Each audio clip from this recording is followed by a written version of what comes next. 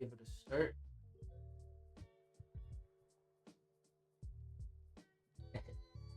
So the files I'll be using for I guess let me not jump ahead of myself. So in my announcement, like I said, we'll be doing a 3D model of Sans from Undertale. The files that I will be using are in the Blender Blast VC chat, or if someone needs, I could send it into the announcement as well. This file comes from Poetax on Twitter. I saw a GIF they used and it looked like their art style. I really liked it, so I'm using it off of that just to give credit where credit is due. I did not draw this. So first, just to to upload the files to Blender, it's a very simple just drag and drop. So I just drag that on from my desktop and I am able to move it to where I need. So let me first delete this cube. So let me delete the camera and the lighting. Start with a fresh template. I'll be moving this to 0, 0, 0. Maybe a bit higher, and then I'll change the rotation to all this. So we'll have 90 on the X rotation, and then we can just shift this picture up a bit. I'm going to go into, if you have a numpad, it is numpad 1 to get into this orientation. Unfortunately, though, I could look it up pretty quickly. I'm not sure if there's another way to change camera orientations without a numpad. So let me look that up real quick. I never thought of that.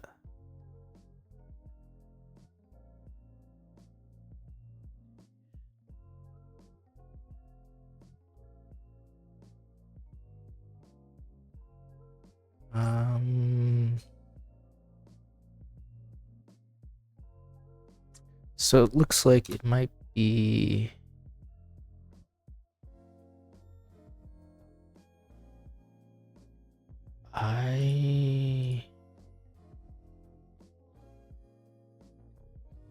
that's what it is. Tilde.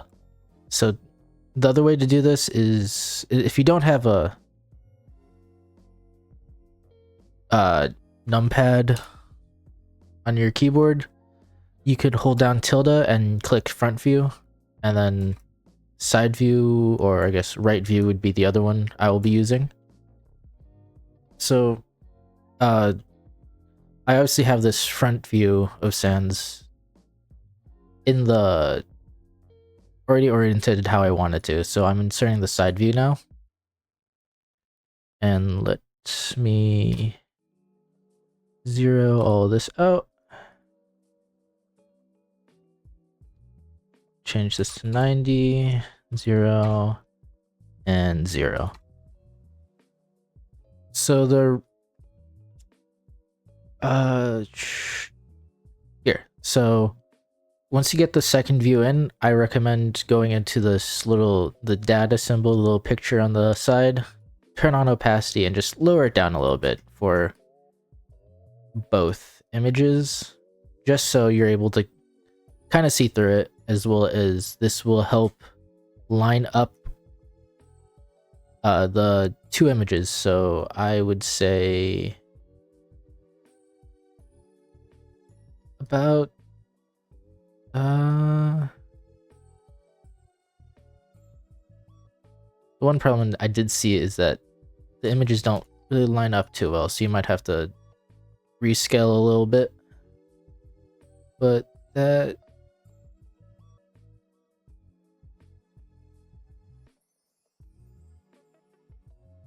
that's probably fine right now, how it is. And then I will also be changing, if I could re-find where it is, the orientation of the side view from the Z side to 90. And this will just give me just easy back and forth between the two reference sheets. I did not mean to move it that way. Now, alternatively, I also did add a back view as well. Isn't fully necessary, but it can be helpful. I will probably be inserting that later, or yeah, I'll insert that later. Just make it a little bit easier on myself for now. So yeah, so these two are now somewhat lined up to what I want. Thank you for the follow. I jumped ahead of myself and then lost my train of thought. That is all right. So what was I planning on next? Oh, well, I probably should insert a new mesh as a cube. So shortcut for that is Shift A, or you could go up to Add, Mesh, and then Cube. When you have it selected, or once it's imported and then you have it selected, I hit Control 2 to add a subdivision modifier. And then I'll go into the front camera angle just to kind of line it up with the head. I'll go into wire view, or alternatively, you can keep on solid view and just toggle on X-ray, and then just resize it to the shape that is desired. So about there. And then actually real quick, I'm just gonna squish this up a tad bit. So once you added the subdivision modifier and you have it where you want it to be, you would want to go out of edit mode and go down to the modifiers tab and apply the modifier to the square. Going back into the editor, whoa, I did that. Oops. There we go. You'd want to delete half of the vertices and then just add a new modifier of a mirror modifier. If I can find it. There it is. And then you can see it automatically changes it to mirror the other side, which will basically, if I wanted to move anything, make any edits, it'll just copy to the other side without having to worry about it. So from here, I'm gonna actually readjust the head to the back a little bit, just so we have kind of both angles that we need. That's fine.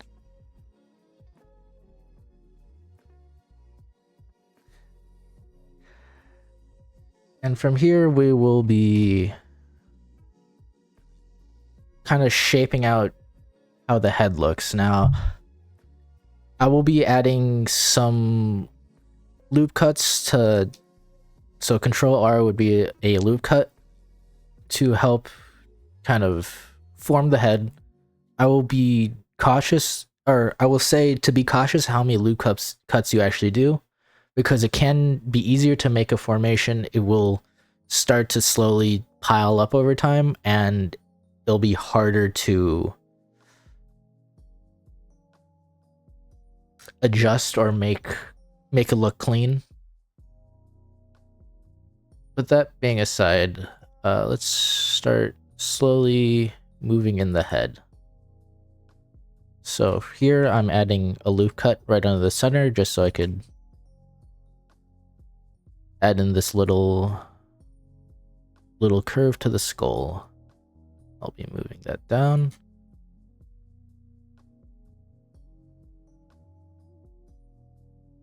And it looks like I didn't have to do too much for the front view. So once you have the front view kind of a good solid spot, you can move over to the side view and then once again just readjust any vertices that need to be shifted in any way.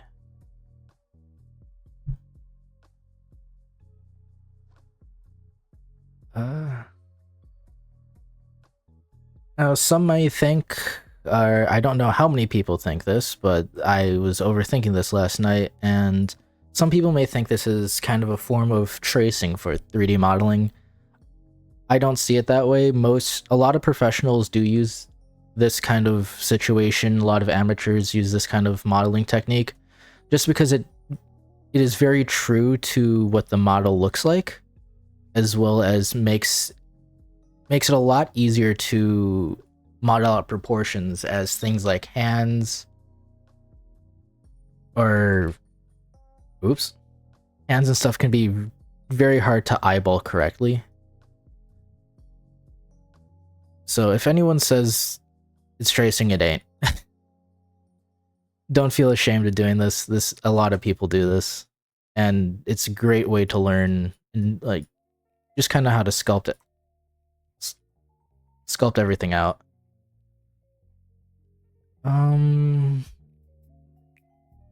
Oh, wait, there we go. So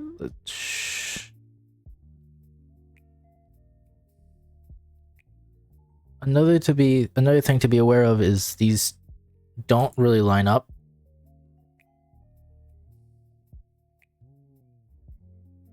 The images are found in the Blender Blast voice chat box. I could also put it in the announcements as well. Actually, let me do that real quick. Okay, it won't let me.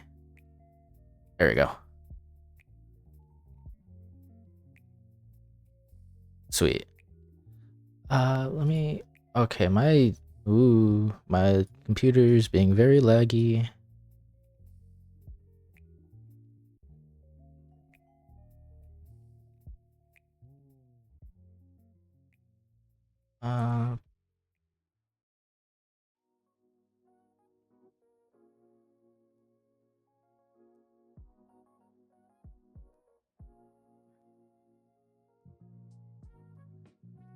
I just also set them in the announcement just in case. I wish this isn't being as laggy as it is right now. Where was I? Oh yeah, shaping out kind of the front mouthpiece. I'll add another loop cup in the front just to get a little bit of a more circular look. And let's just adjust some of these. And add another loop cut.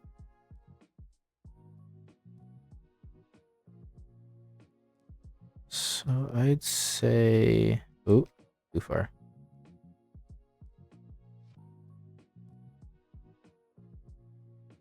That looks alright. I probably can bring up his nose a little bit. And then add another loop cut here. And as you can kind of see with all those loop cuts, they already start... Down here is already getting very crowded. And the problem with that is once you start moving stuff, the topography gets all wonky. So there may be a chance later on I just go and start deleting some of the vertices and kind of recreating new faces just to simplify it. But for now, I think it should be alright. So let's bring that in.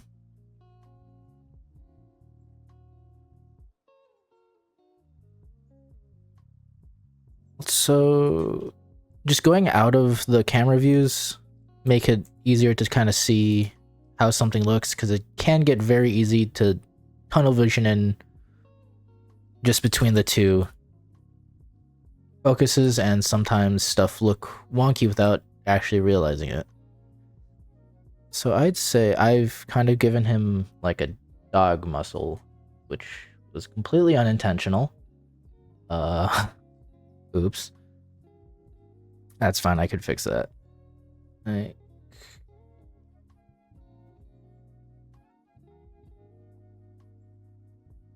Okay, there we go.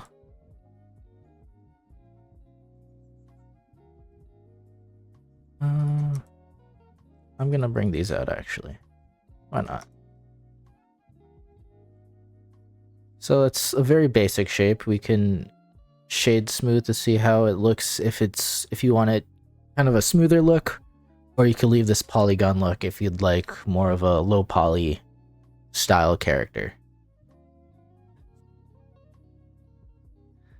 So going on to some actually that's not, this is going a lot better of a poly or topography than when I was practicing it earlier today. When I did it, it was kind of very messed up, so I'm glad this is looking a lot better.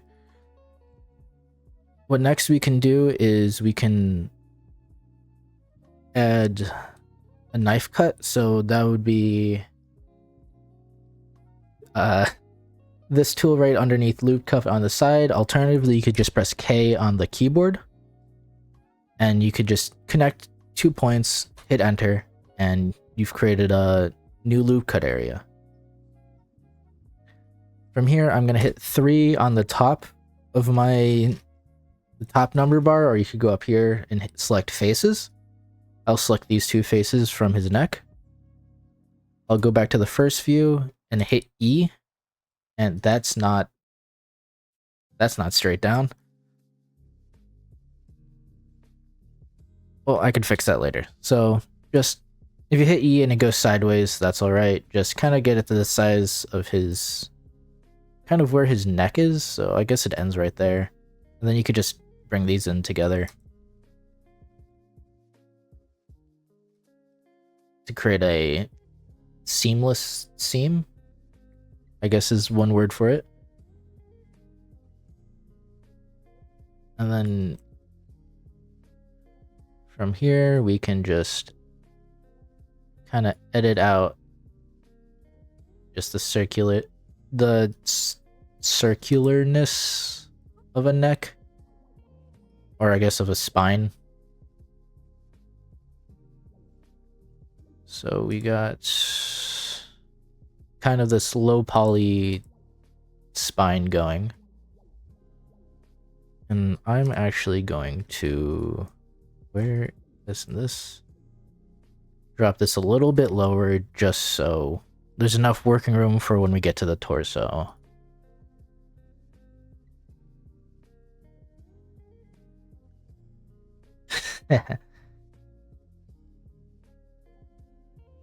Let's see. So while I'm still working on the head, I might as well work on kind of the spinal discs. So for that, you could just add it, or where, I'm not in edit, that's why. From here, I'm gonna add in another loop cut about there and there, just to even it out. And let's actually move this one up. I'm gonna move it to about where this kind of first spinal disc is showing. I'm gonna add another loop cut under it, and then one more under it. So I just kind of have these 2 smaller loop cuts underneath.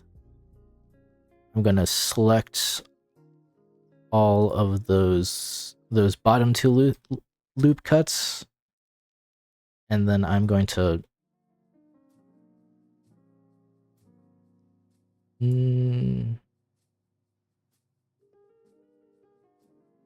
yeah, I'm gonna hit S and then just size them down. And then I'm just gonna quickly fix this neck.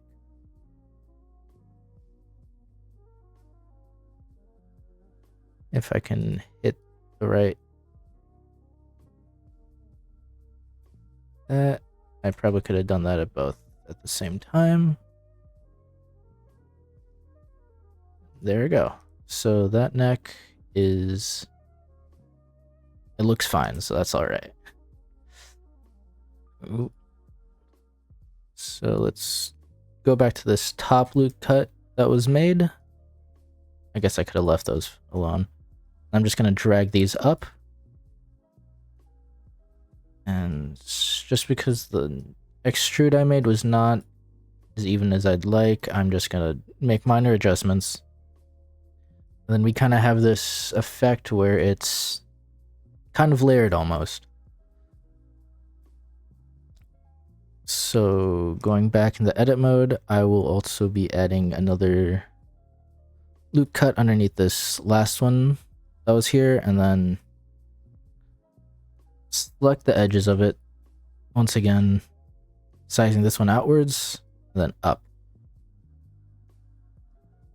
And then once again, finish fixing how that looks.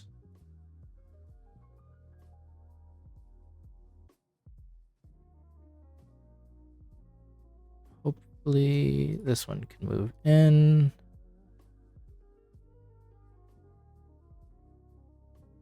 And we kind of have this look of kind of the two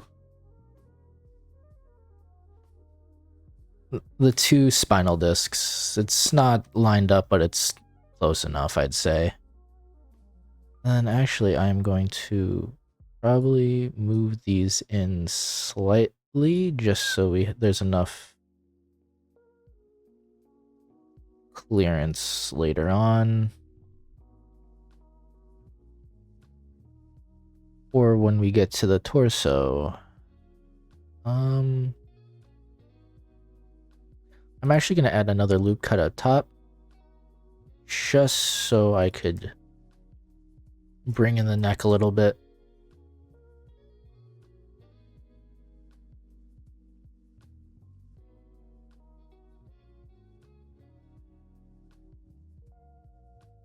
There we go. And it's screwed up. Oops. There we go. So we kind of have what a singular spinal disc is looking like. Then I'm just gonna move some stuff around, just readjust a little bit, just so the topography is nice and clean.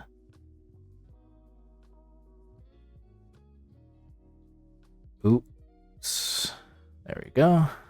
Nice clean topography. Maybe make the back of his neck a little bit more rounder.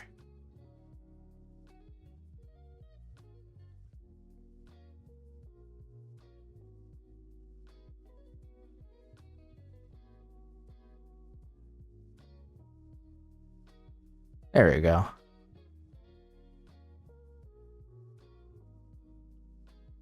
So next I'm gonna name this just the head, and I'm going to add in a new cube. And this will be for the torso. So from here, I'm gonna once again Control 2 and then apply the subdivider. I'm going to line up kind of where the shoulders will hopefully seat at. So about top of the shoulders, about where these two kind of endpoints are. Once again, gonna just delete half of this and add a mirror modifier to it.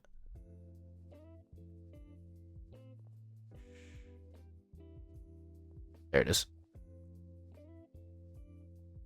And then we're just gonna kind of squish these all down.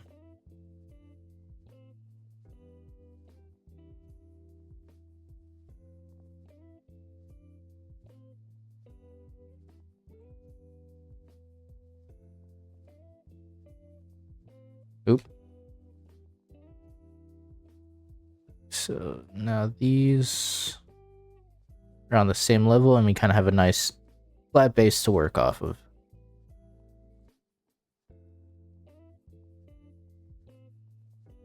From here, we're going to extend the shoulders out and just kind of form trace the whole body.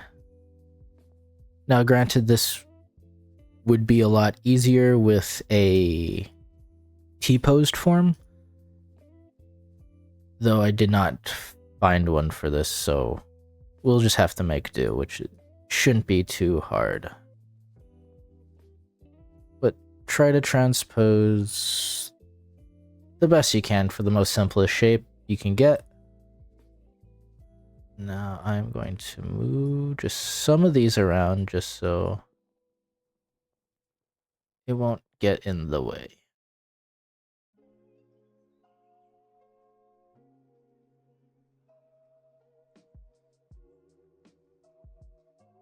So that's not too bad.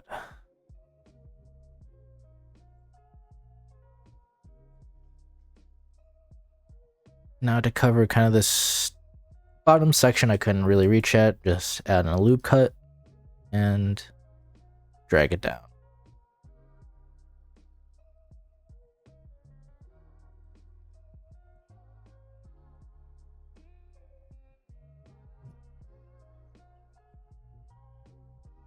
Just to try to line these up. Oop.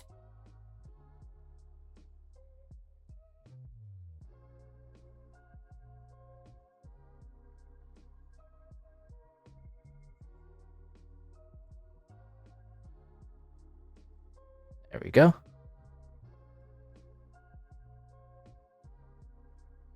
And then, oops, one more loop cut to get this bottom corner, and then another one to get kind of that curve in right here.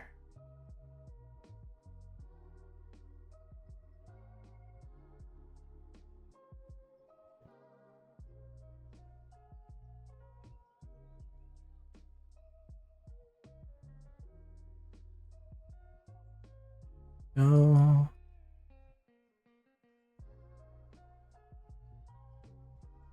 So now he kind of looks a little funny.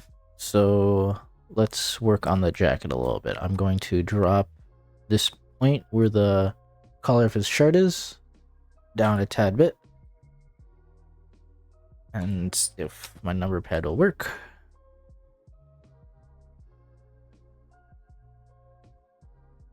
I'm going to line these vertices up.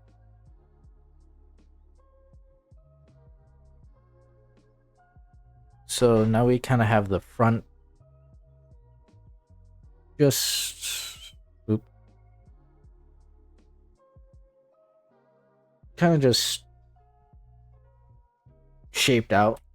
And then, oops, I did not know what I just pressed. Oh, I know exactly what I just pressed. So once the front is kind of to the shaping you like, you'd flip to the side view and then you have to reshape it all over again.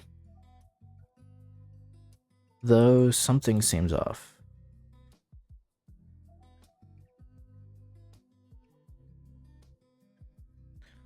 I'm realizing now that this side view does not look correct.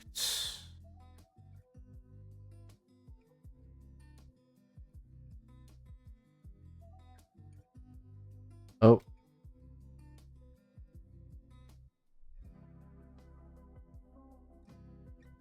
Ah, I'm still in out of view. That's why.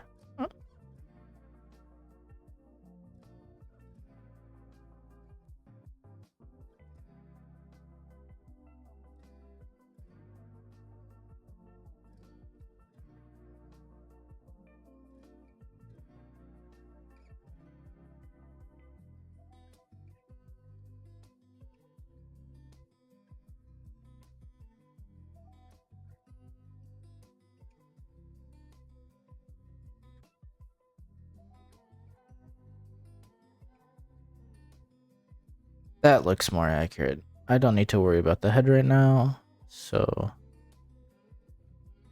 we'll just readjust for the torso.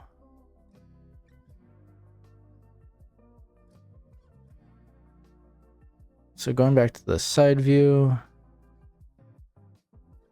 just to double check, it is... how did that happen? What?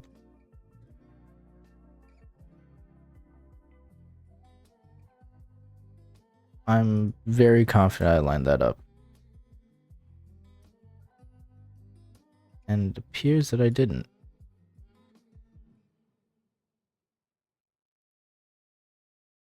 So when I'm laying this up, I'm just kind of basing it off the crook in the hood and then as well the bottom of the sweatshirt jacket. I think is what he's wearing. Again, it just doesn't... Perspective is funny. I'll just say that.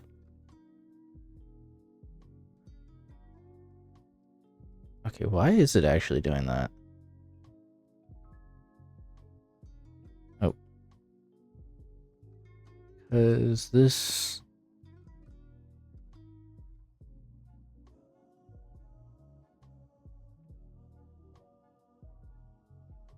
That is weird that it lines up differently sideways.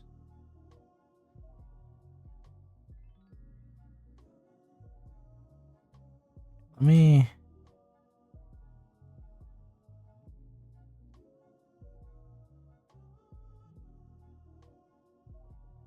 Oh, I know what it is. No, I don't. Confused. That's fine. What am I not? Let's move... Interesting.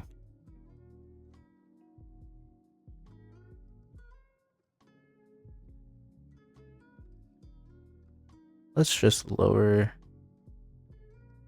the bottom half of the model just a tad bit, and we'll say that's correct. Why not? So from here, we'll just kind of adjust how the body looks.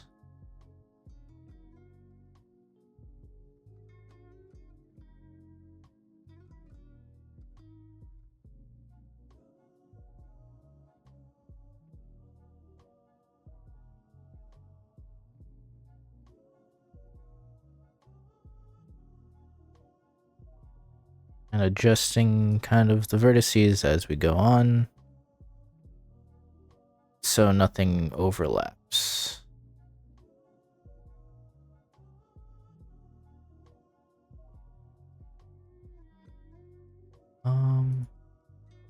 Oh, that would definitely cause a problem.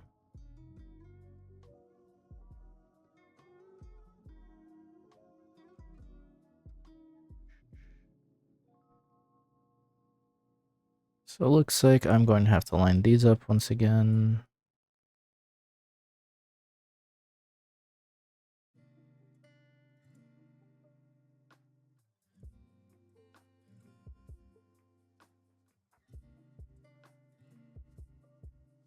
And these up.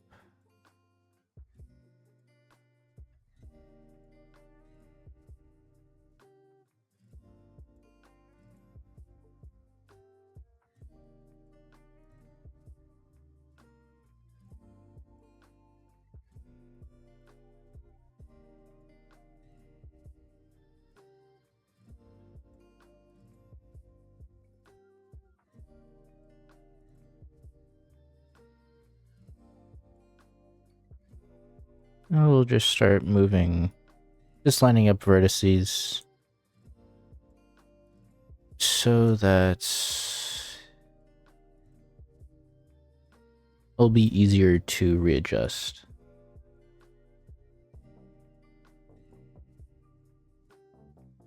Oh yeah, so you're probably in object mode. If you hit tab, you could go into edit mode, and from there you could select either vertices, edges, or face on the top left here, or on the top numpad you could do 1, 2, or 3. That correlates also to vertices, edges, or face.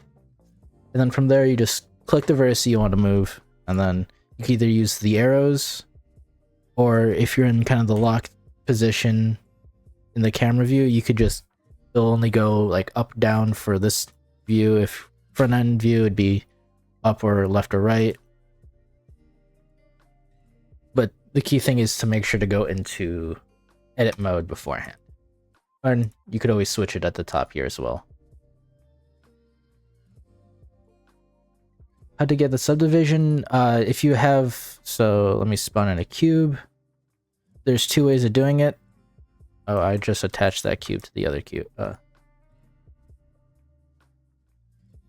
You can either do Control 2 on the selected item, or you could head over to the modifiers here, generate and generate subdivision surface. Though that, and then viewport would be 2. Would be the same as how I get it.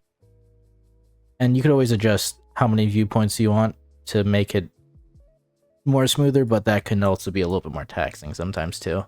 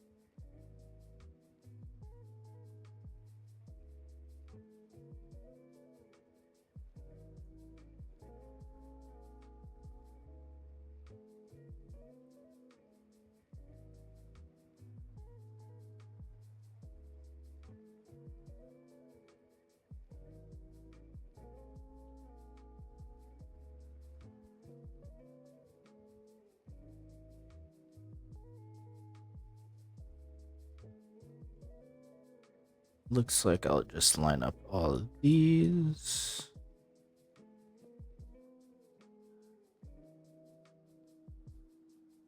Yeah, that doesn't seem to have broken anything.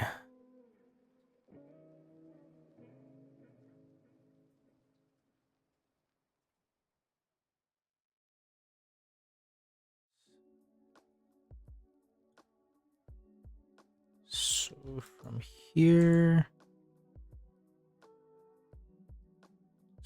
to realign.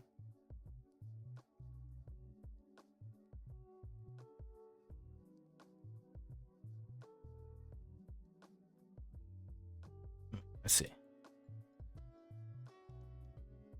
I'm just going to realign some of the vertices around.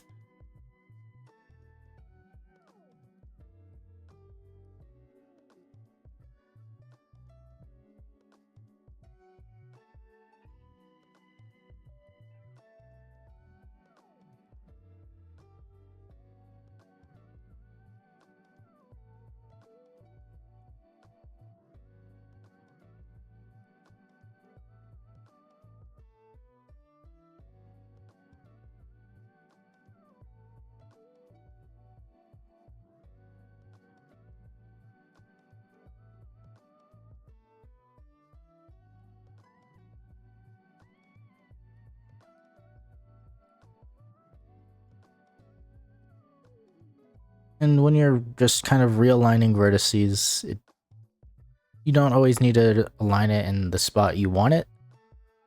As long as if you're in some sort of X-ray view, either solid X-ray or just in the X-ray mode, if you drag select, you'll be able to select all the points and you can just move it freely. Just remember to drag select before moving them, or else you're just going to be moving them one at a time, which isn't always the greatest option. Could have done that one better.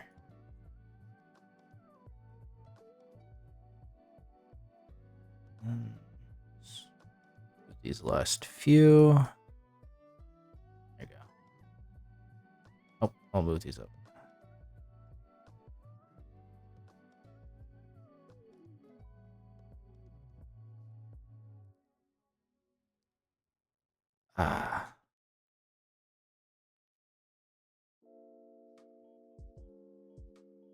That was for that. There we go.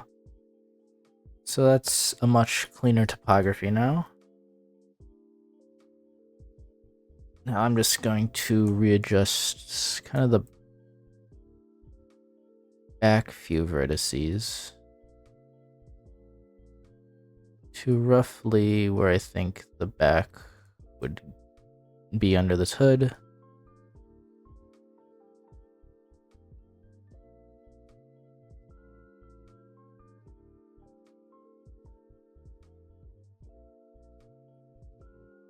Yeah.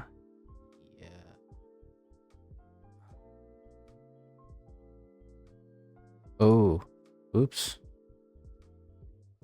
I stole a vertice that was not supposed to.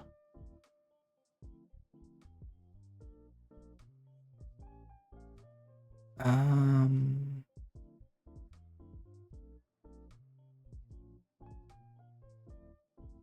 I will say, as I did just run into this problem, when readjusting vertices, do check out of the locked camera view every once in a while, because I did grab vertices that should not have been in a complete straight line. And I'm actually going to move these guys back a bit just because they're just in my face. There we go.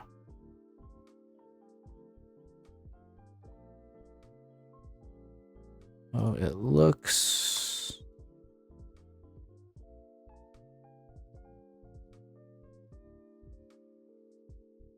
That's a lot better of how I kind of want this to look.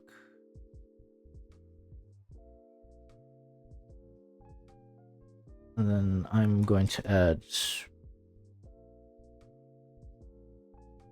if it lets me,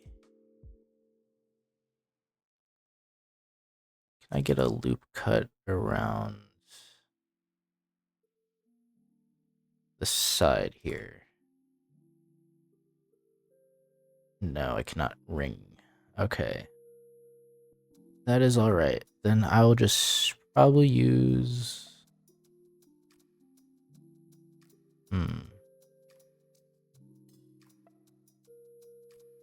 But yeah, I'll just add another loop cut.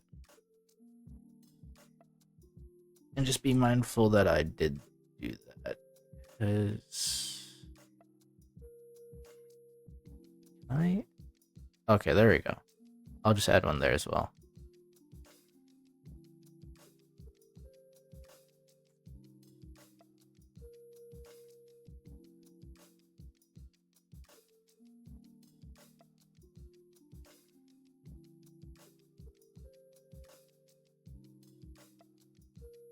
Let's move this one down.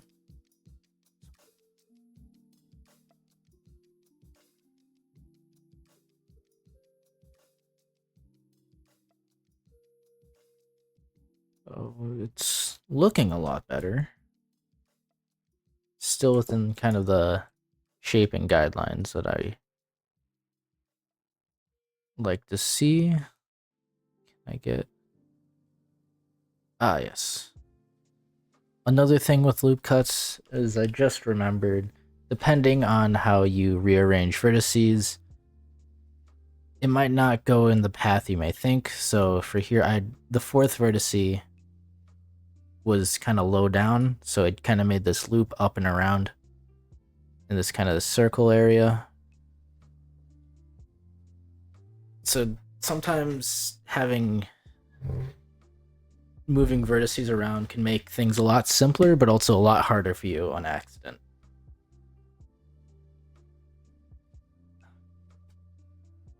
But in this case, it shouldn't be a problem. So just moving a few more vertices around, hoping to not need too much more, as well as making sure to keep the topography somewhat in a good spot.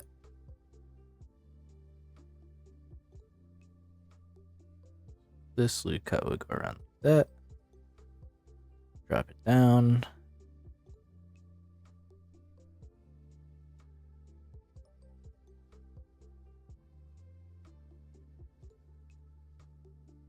I'd say that would be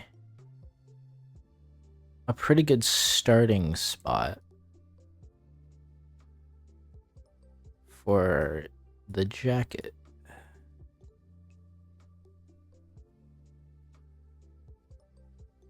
From here, it would just kind of be slowly carving out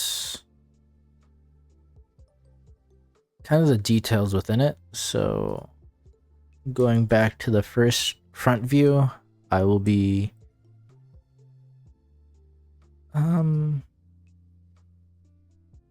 I'll cut out this kind of midsection.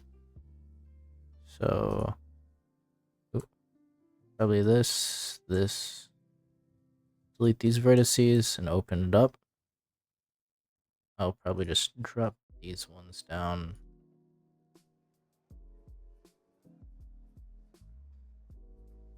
So now we kind of have this opening for where the shirt ends and the pants begin. And then I'm also going to readjust this inside area where the jacket has the natural curve to it.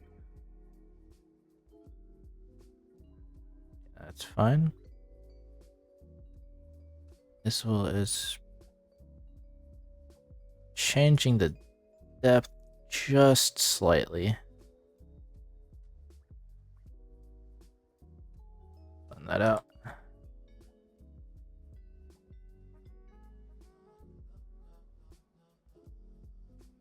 Now this is kind of the part where it definitely does seem to get kind of janky almost, where it doesn't look like, well, much of anything besides a very basic outline.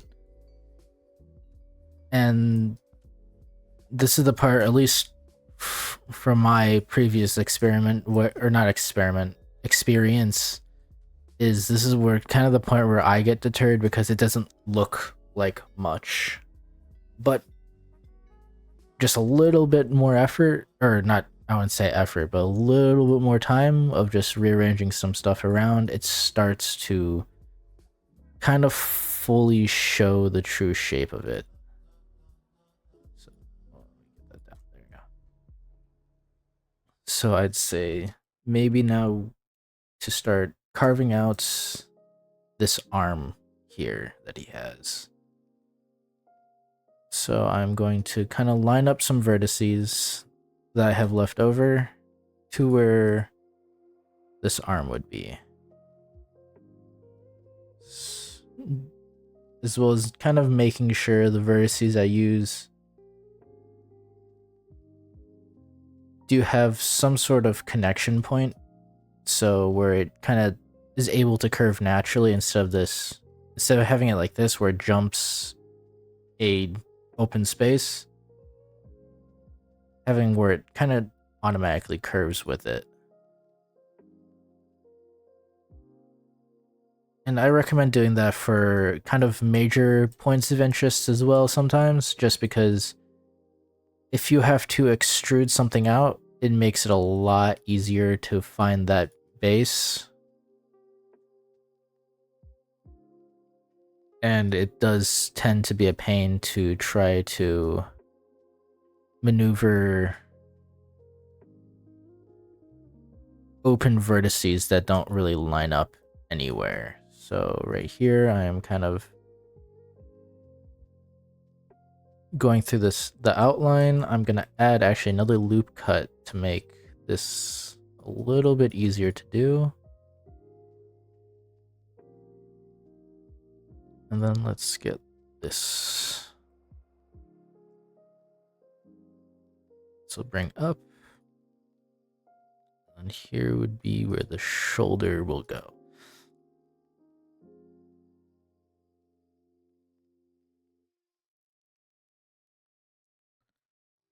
So now there's like a general shape of where the arm is. On the front view, it probably won't look that way. So from here, this will be... yes. So from the front view, or I guess from the side view, I'm just going to select which nodes or vertices I want to move around that are selected for the arm, and then I'm just gonna go to the front view, kind of see where it's which ones they are, just to kind of keep a mental note. And then I'm just gonna grab, so I know like these bottom ones are for cuff is in a different spot. I guess that makes sense. So for I guess these top ones, I'm just gonna bring them in. I know this one is for the arm. And just any arm vertice that you want to model through, just you could kind of slowly flip between the two viewpoints and just bring them into where they need to go. So like, it's pretty curved. So I'm actually also gonna at the same time bring in these other vertices. If I can grab them. I don't know what I just grabbed the other side. So we'll just bring these all in.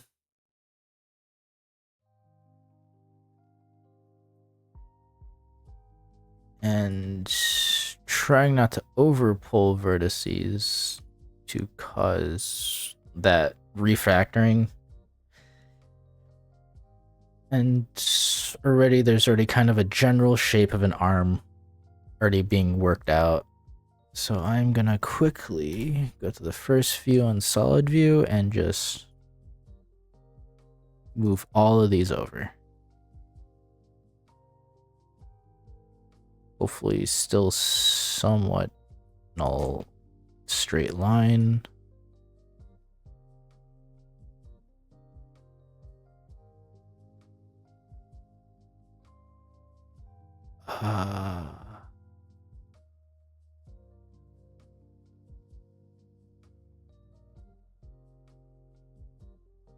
Oh, that's where that is. Okay.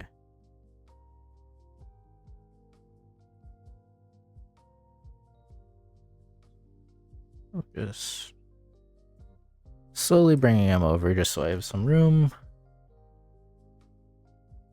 And moving these over as well.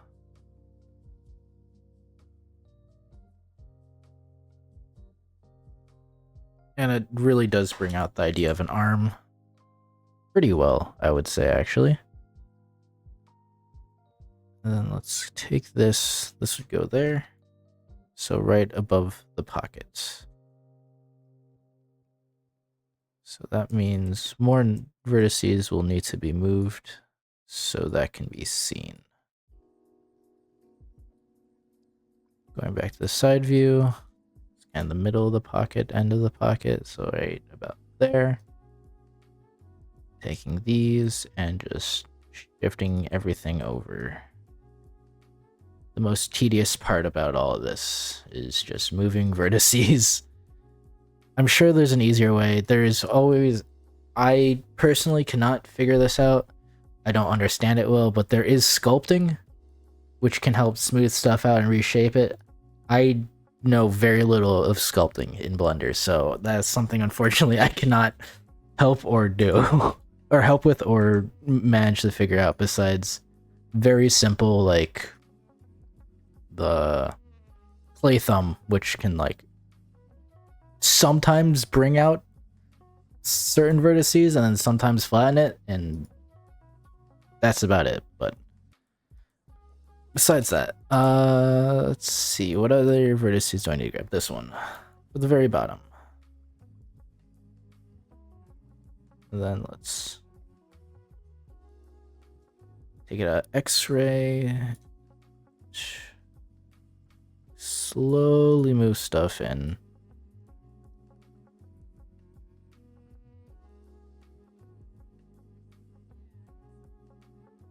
Just one by one, unfortunately.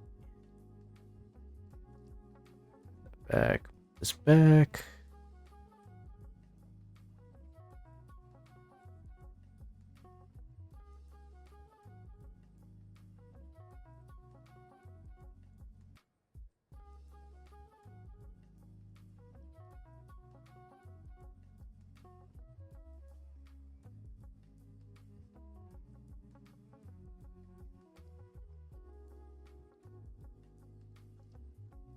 curve. This one will probably get brought. That is weird. This one will probably get brought back to about where this one is, just because it is the back of the arm. And so will this one. Just lower down. Oh, I see. And then once again, I'm going to have that disappear just so I can start moving more vertices around once again. If there's a faster way someone finds how to do all this, feel free to use the faster way. I'm very much self-taught in Blender, so this is currently the only way I know how.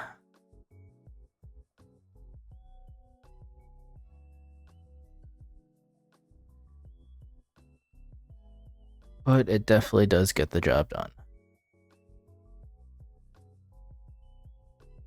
So that, oh my.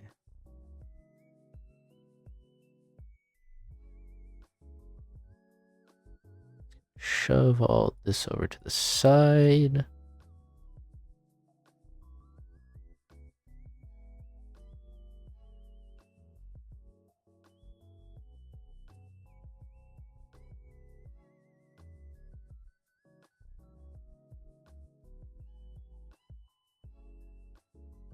There we go.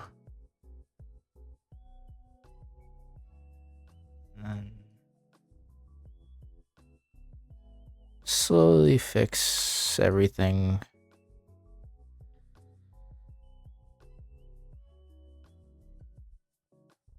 This is probably the biggest gripe for character 3D modeling, just because it takes forever to do. But it's also very easy to get lost track of time while doing it, which I tend to enjoy the all of a sudden it's dark out situations. So let's check the side again. This one might get drawn back just a tad bit.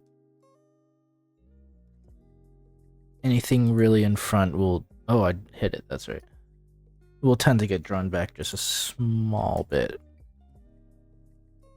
to create that curve.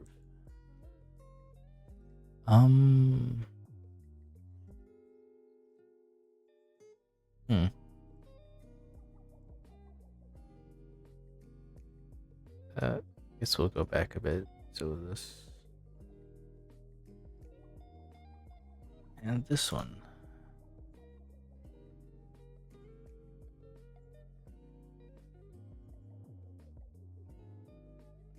I will add another loop cut here just to give it depth, I guess is the word for it. Give it more fullerness.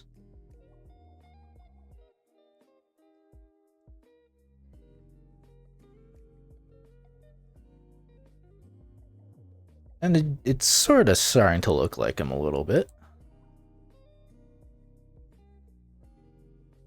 Just ever so slightly.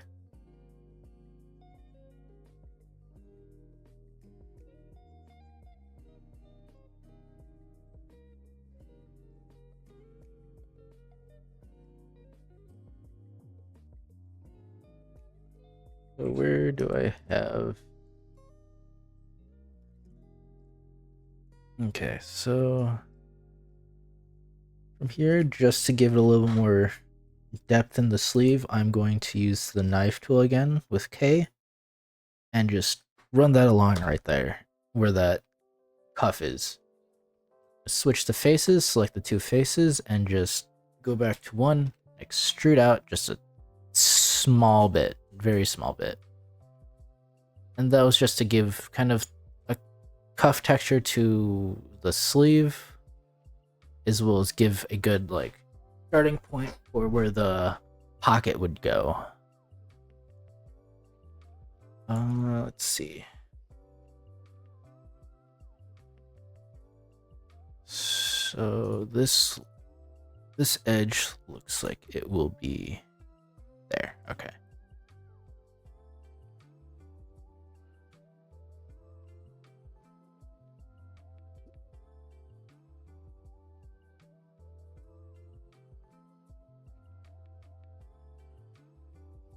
So I'd say this is already looking pretty good just from a front point of view. Now for the pocket. That is going to be a little bit more of a problem now. If here. Oop, every time.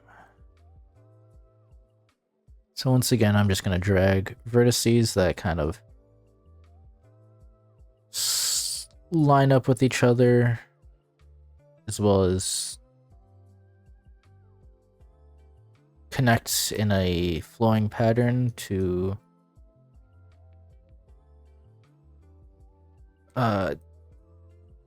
kind of reshape out the pocket a little bit.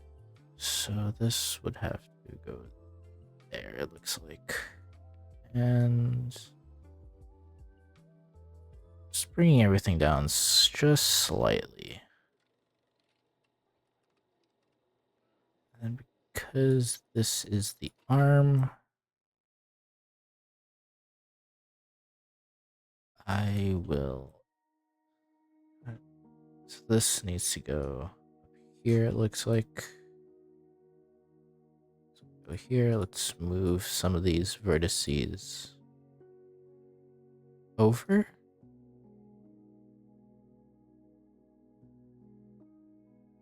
And now we kind of have this shape for the pocket.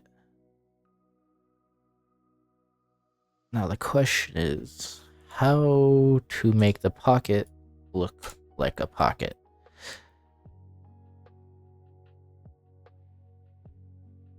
And that would be a very good question, because there's multiple ways of doing this. You could extrude the faces just to give it depth, which I'm curious of how it would look.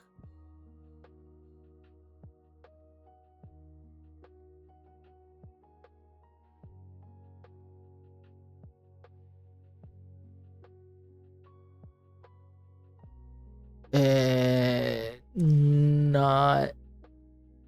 Well, hold on.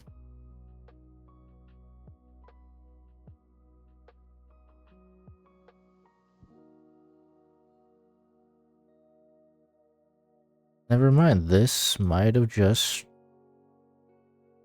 worked out better than I hoped.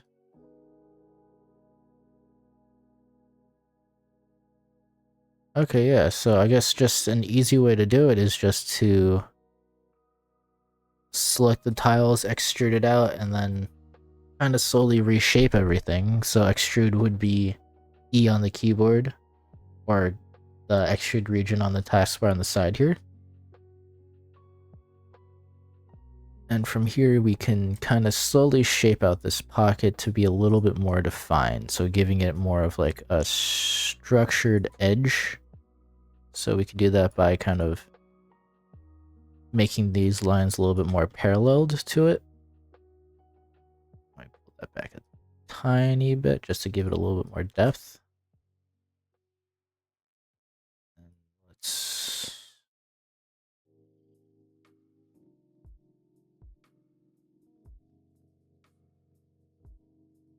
There we go. And then maybe pull these down just a tad. Pull them out.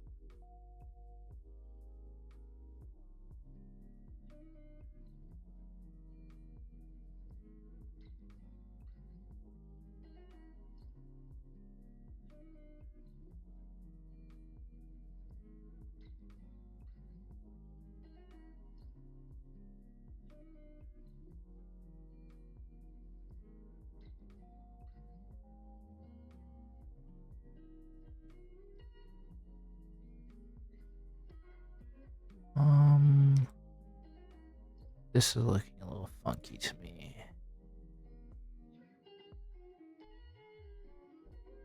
That would be why. Okay.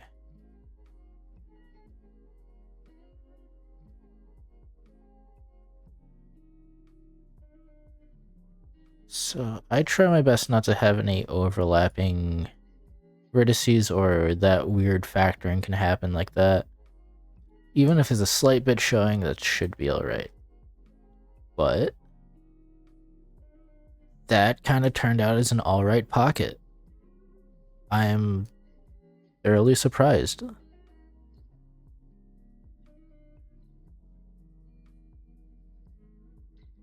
But a big thing with just like character modeling stuff, it takes a lot of practice. For me, it still comes out quite what's the word? Botched, a little bit scuffed.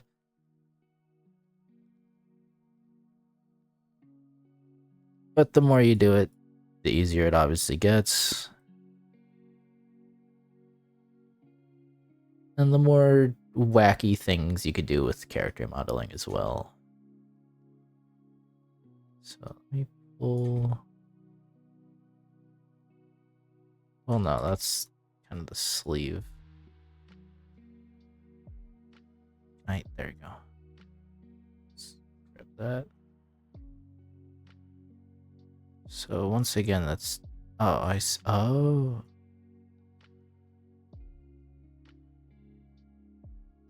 There we go. That looks good. Then let's pull... I see what happened there. I pulled the wrong vertice. What? That is kind of a pocket. Thankfully. Let's move some of these around. Just to give it more shape.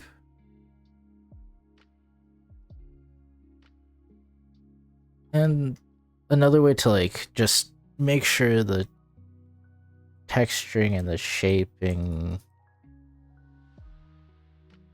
kind of has some sense of continuity instead of the just being all this, would be just going out of edit mode, going to object mode, shade auto smooth, and just editing around that, just because once you hit a good spot for it, it just completely flattens out.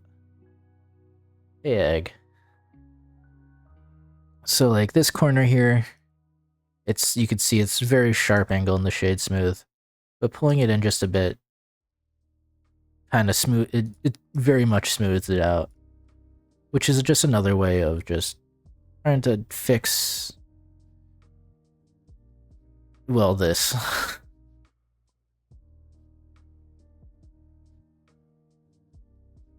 Let's just move in some of this in. Ooh, where? There it is. And then if you ever need to go back, you could just go back to object mode and shade flat, and it brings you back to the geometry node, or you could delete it out of the modifiers on the left or right there.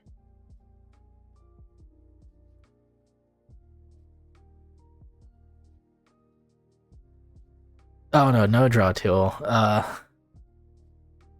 I have used the drawing once on Blender, and never again have I used it, and just switched to Krita because it was really confusing. Or maybe I just didn't try hard enough. Either or. It was a long time ago. But no draw tool.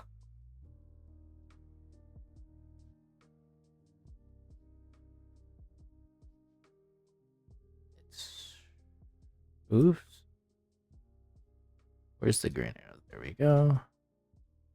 So I'm just gonna slowly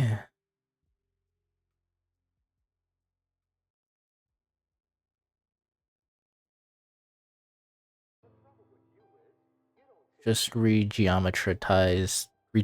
That probably was not a word, but I said it. This whole thing.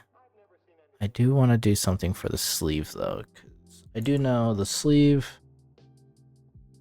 Yeah, it has that sharp line in the reference sheet. So what I am going to do then is under this sleeve line, if it loop tool does let me, perfect. So I'm just gonna actually scratch that. I'm going to use the knife tool once again. And actually, let me do it closer.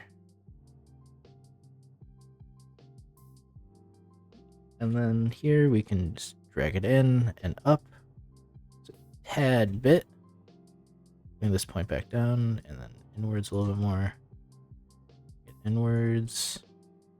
And just give it that extra little depth for the sleeve.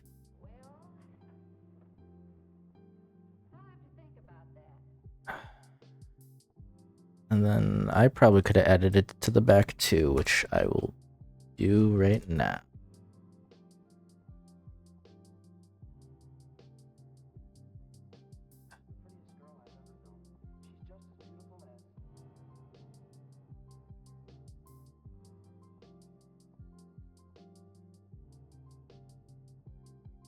So a situation where I wanted to reuse that knife tool and it didn't let me connect to the last point.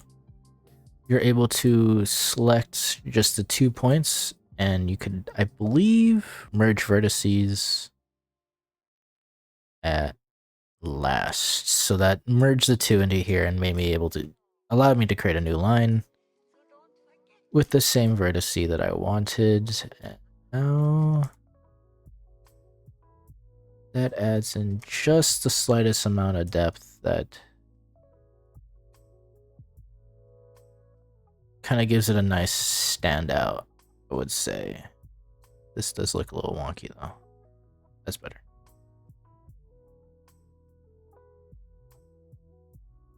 So let's fix this topography real quick.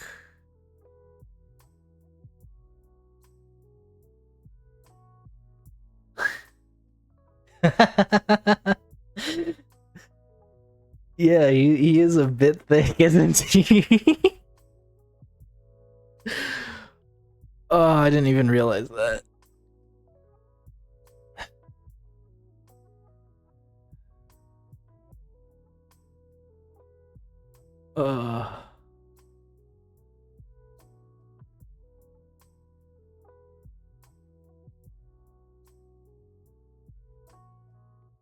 Well, thank you, Waze, for calling it fire.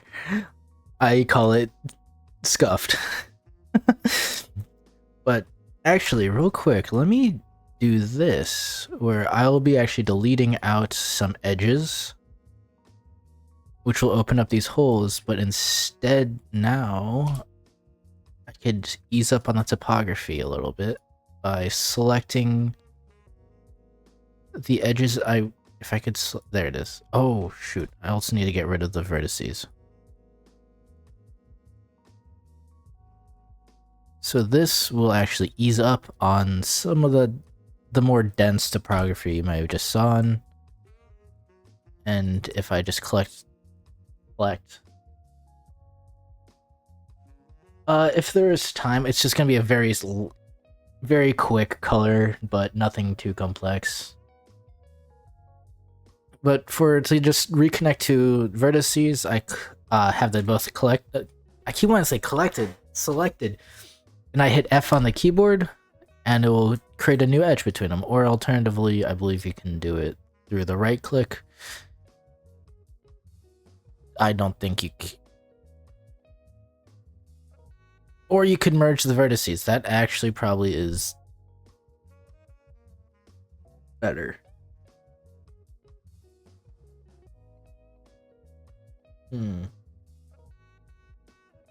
Screw it. I'm just gonna fill in the lines. Oh.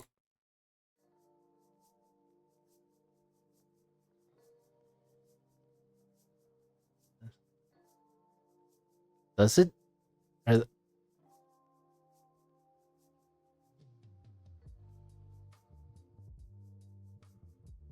You know why he kind of looking at me kind of weirdly. I didn't notice that at first about the eyebrows. I probably won't be doing those eyebrows. But yeah, I'm just, and then also if you want to fill in the spaces after connecting the vertices, you could select all 4 vertices, hit F, and it'll put in a new face. Alternatively, you could also click on, if you switch to edge mode and click all 4 edges, you can do the same thing. And you could actually do larger groupings too of multiple, which is nice. There we go. So that smoothed out the front. The side obviously did not get smoothed out, so let's try this.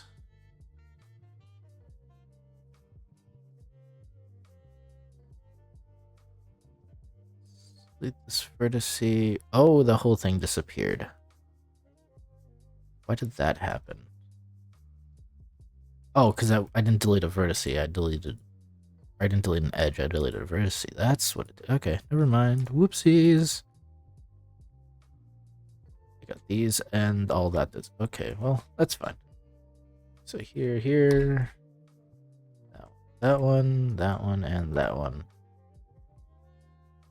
Now, if I can recall correctly, there is something called a 3-1-1 rule, where you can do...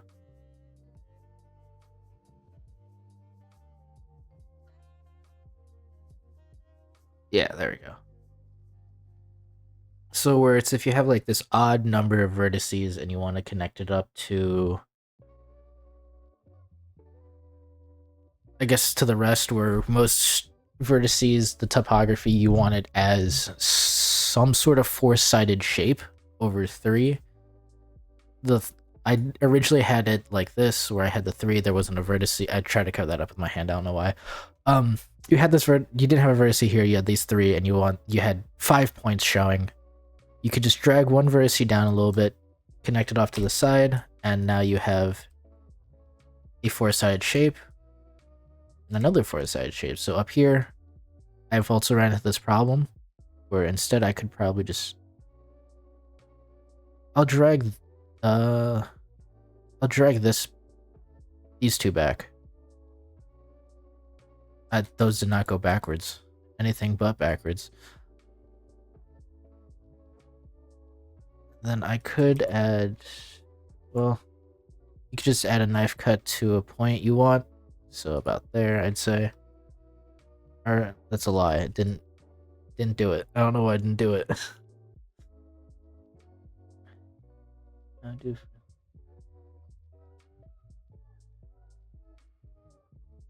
Wouldn't that not be flat? Do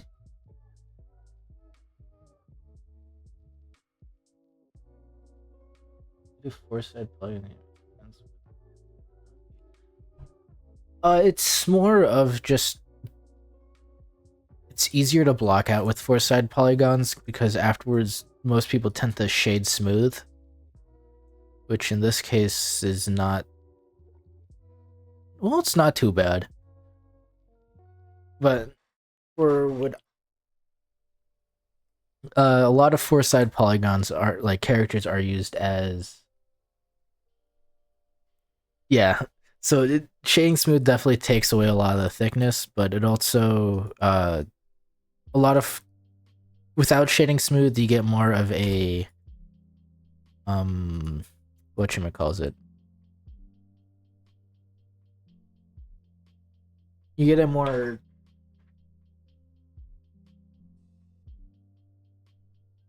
low poly look. That's what it was.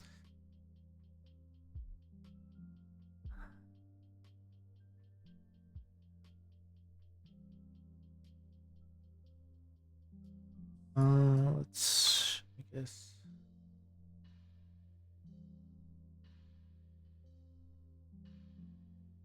round out some of the look.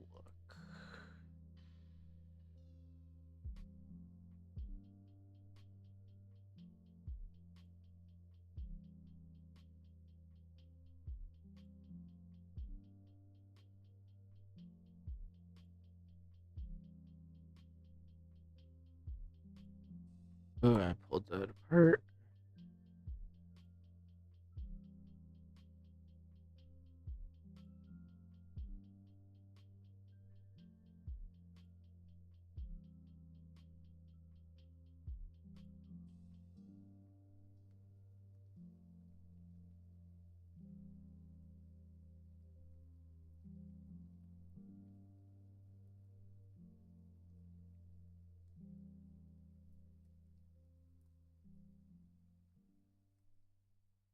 Oh, I completely forgot about that character existed.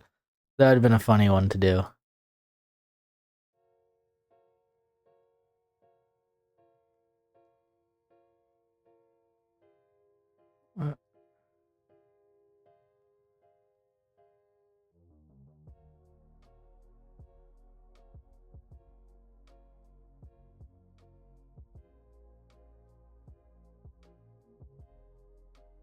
Uh, let's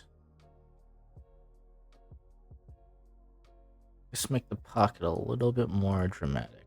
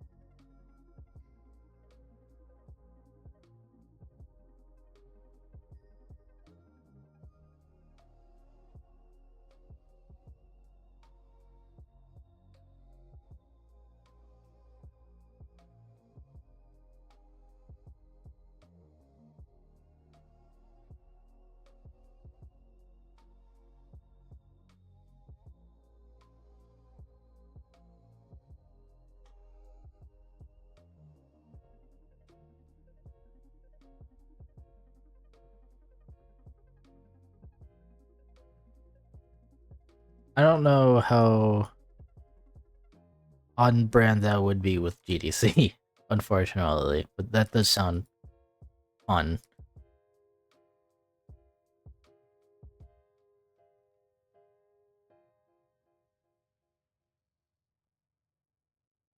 Okay, the pocket looks a little bit better defined, I would say.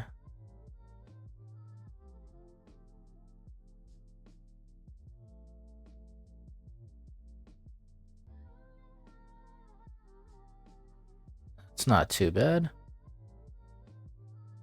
And then next problem would be the hood, so I would find the point I made for that hood last time.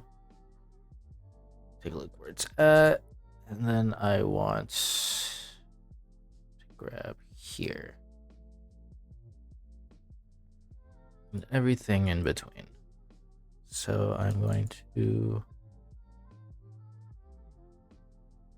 extrude outwards and just readjust as I go along. See egg.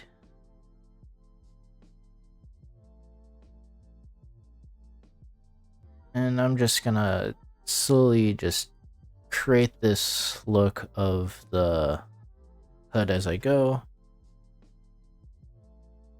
Probably extrude this point one more time.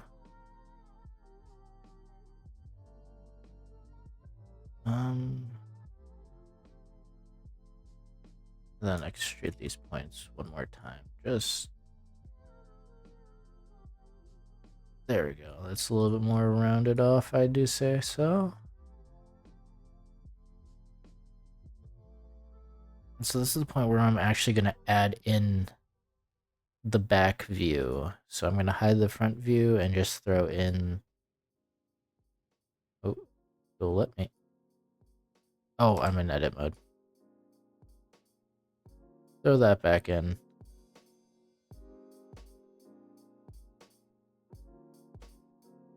Just change all the locations once more. Set the 90, 0, 0. And actually, I did need to see that front view. Yeah. turn on the opacity, and I'm gonna go to hit 9, hit 1, then hit 9 to go to the back view of it, or yeah, it has a back option. I'm gonna hide the model real quick so I can line up this. So first I want to make sure everything lines up.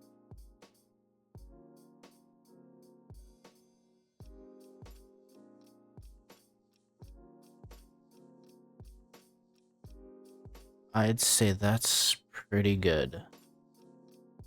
So I'm gonna move this back over here.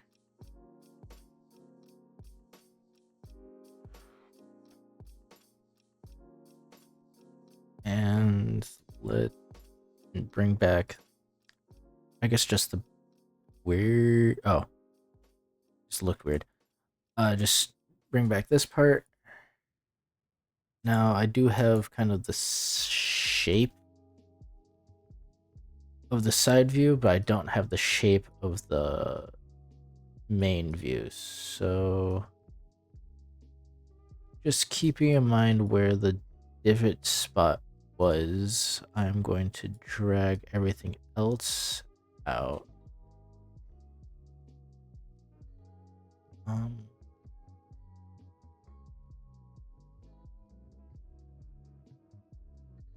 I guess that, yeah, that works.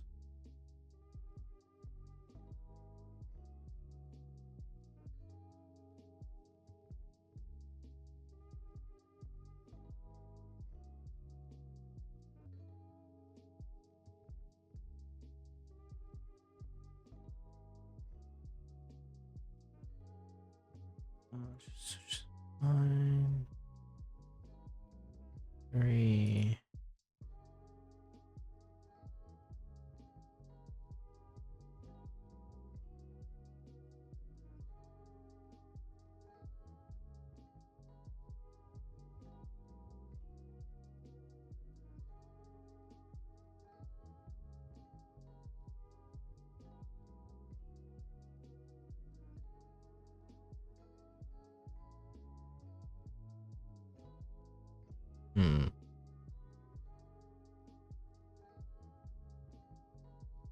I'm gonna follow the back view actually.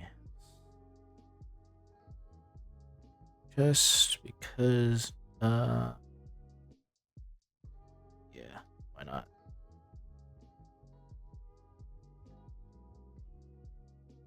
The lowest point will have its own thing, but it looks like I did not do the rest of this, which I was going to do.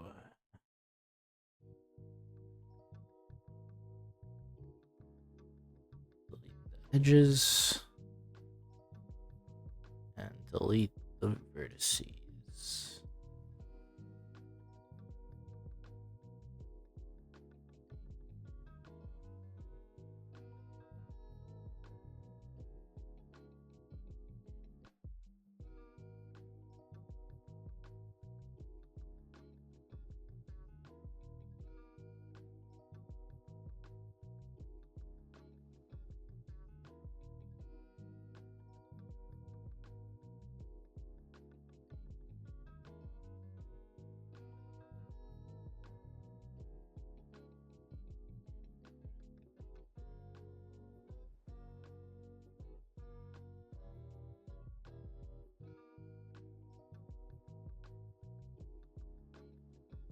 I don't even know why that vertice would be there.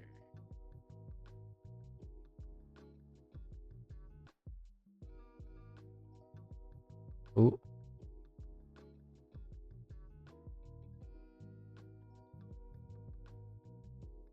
Oh, interesting.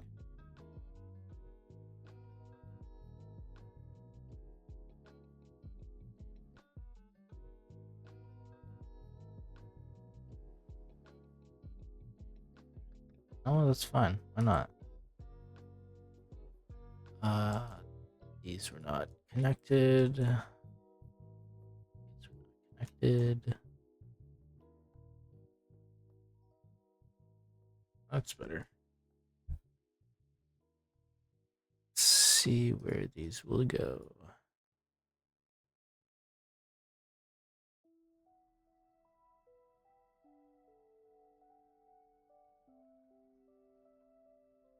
So now I can grab these vertices and extrude.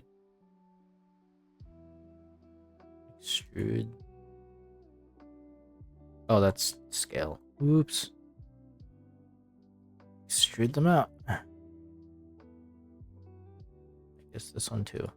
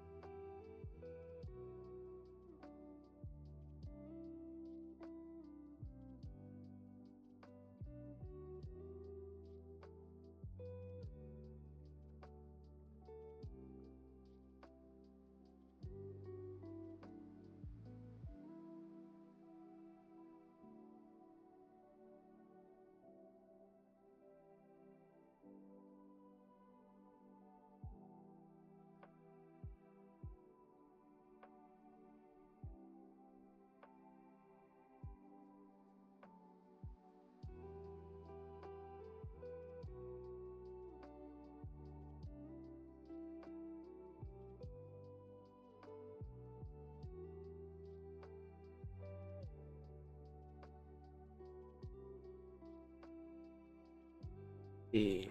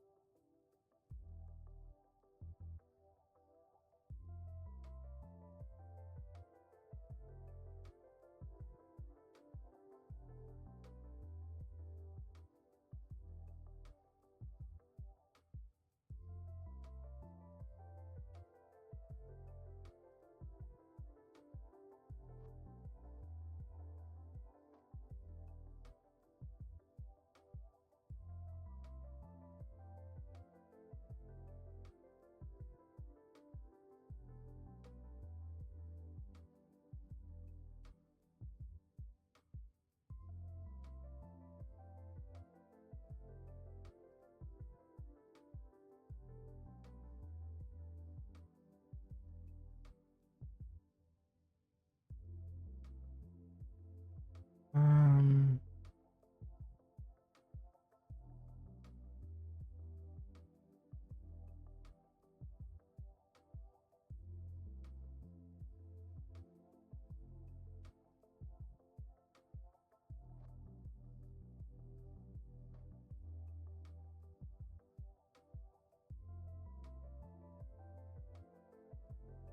this doesn't look right.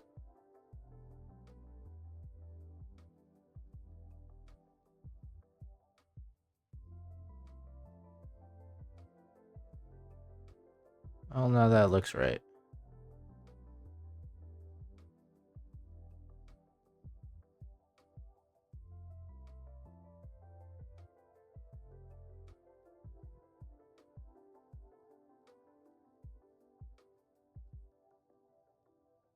Yeah, that's fine. Let's move this out a little bit. This one out a little bit. Now we have a little bit more of a curve going. Back a tad bit. Now just to connect stuff up.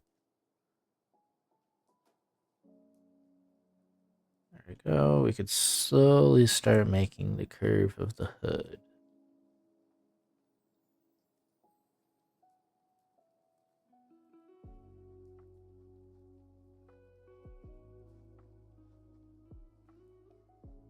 Up, next.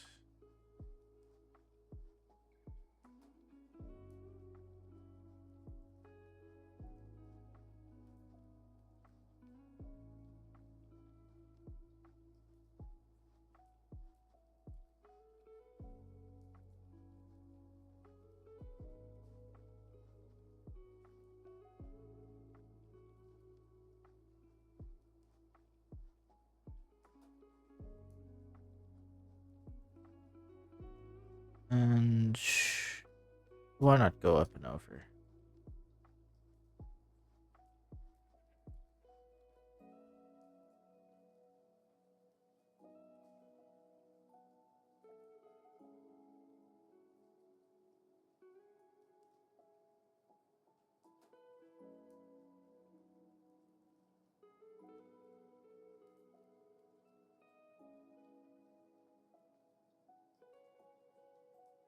There we go.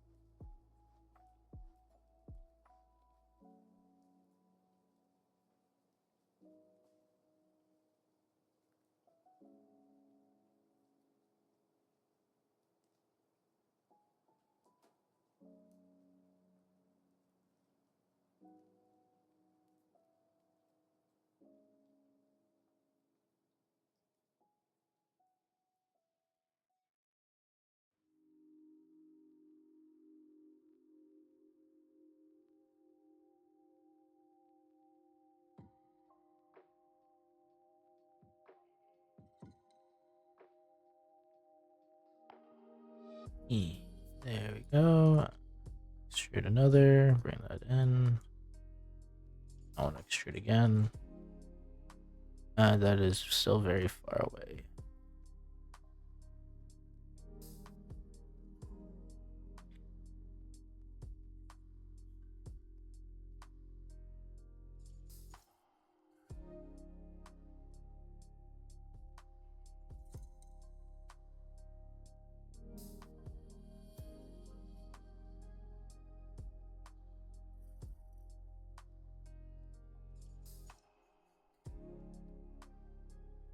Oh, it's all wavy. It's definitely not what I want to see.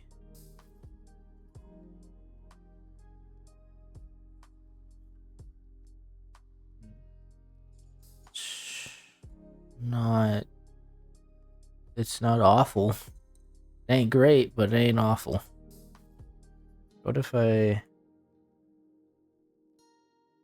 What if we just take away these two edges? And take away those two vertices. Just...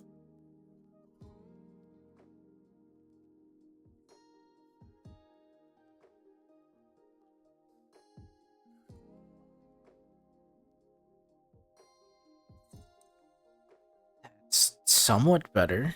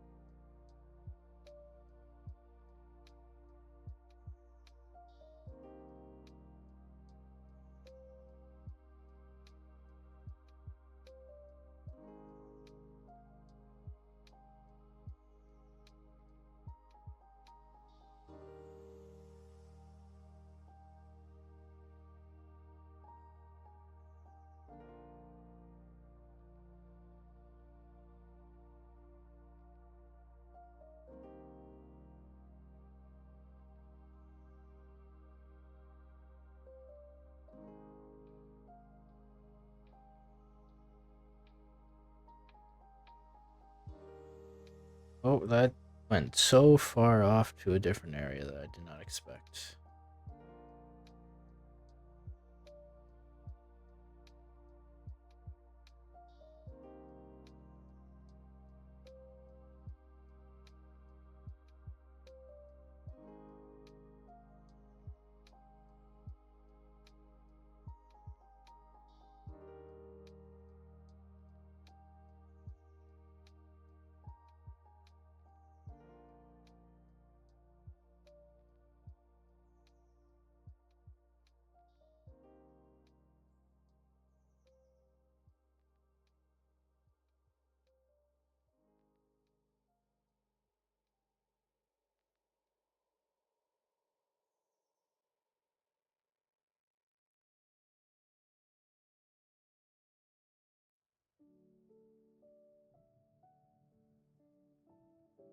Oh, what if I...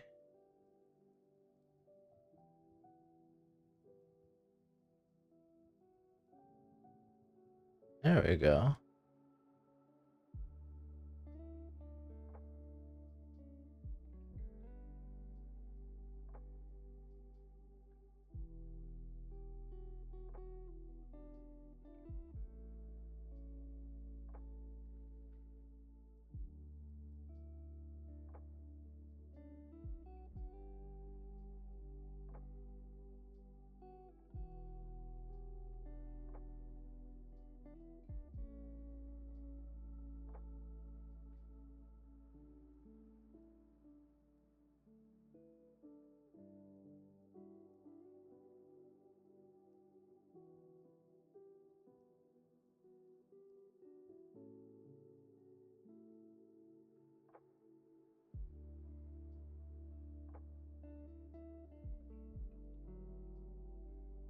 Like how that's leaving a weird pattern.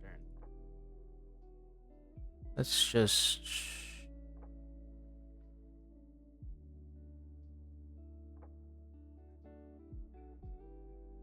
make it a little bit easier on myself. And then just... No.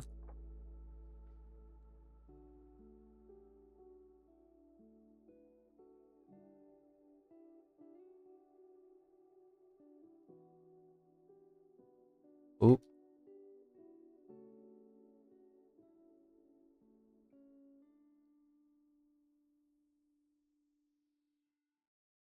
I don't know why that's not working. Oh, let's do that. There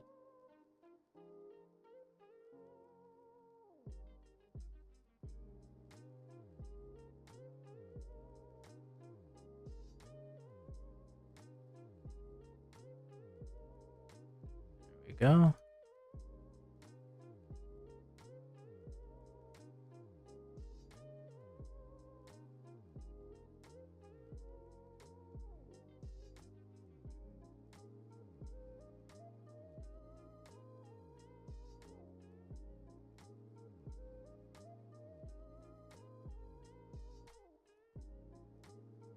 That's... Where did that come from?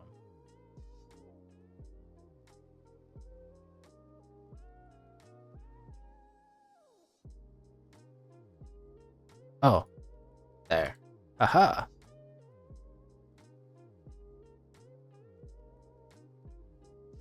Uh-oh.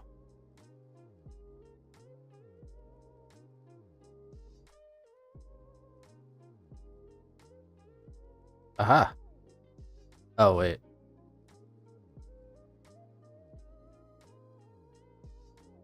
Ugh.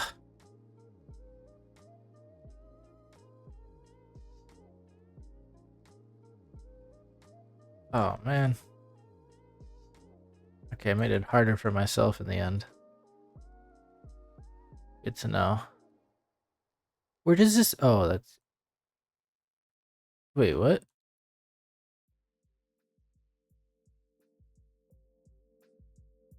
Ah. There we go. Oh, god damn. Okay, this is taking a lot longer than I thought it was gonna.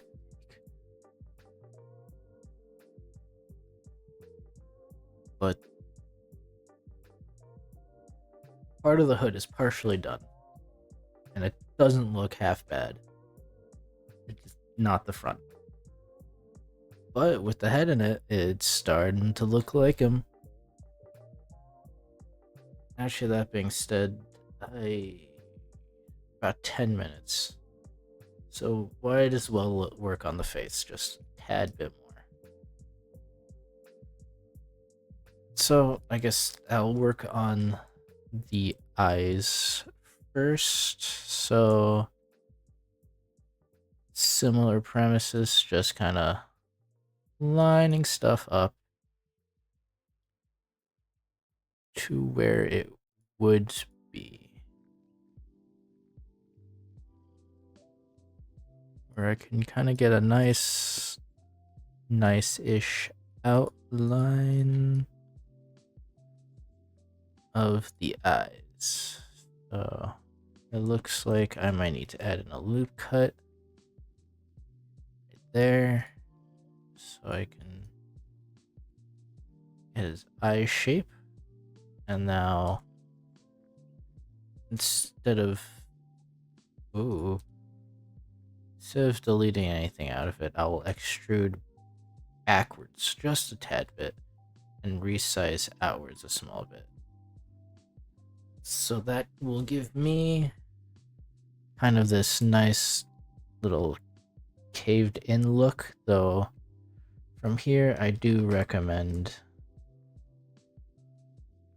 readjusting again from the typography, just because it is now just very out of proportion.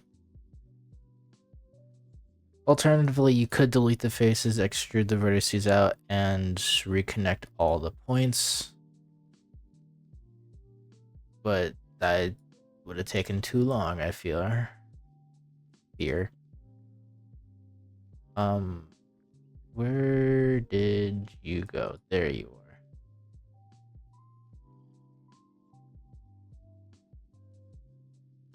So we're just gonna be pulling in these vertices just to give the eyes a little bit of depth. And just trying to line up with the previous vertices just ever so slightly. Give it this skull look. And maybe bring these ones up a bit as well.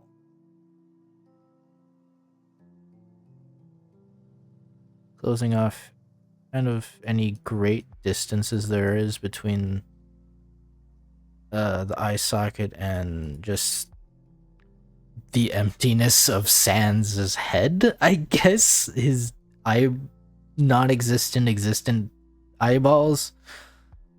I don't really know how to classify them as. I am pulling these out in the wrong areas. Okay, hold on. Let me go into camera one view and figure out what am I doing.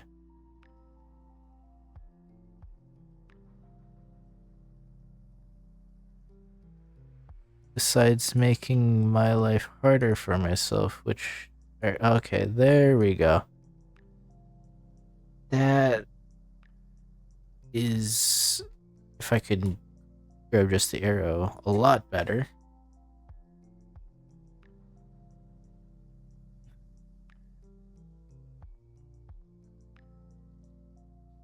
Now we are getting... There we go. Oh no. There we go.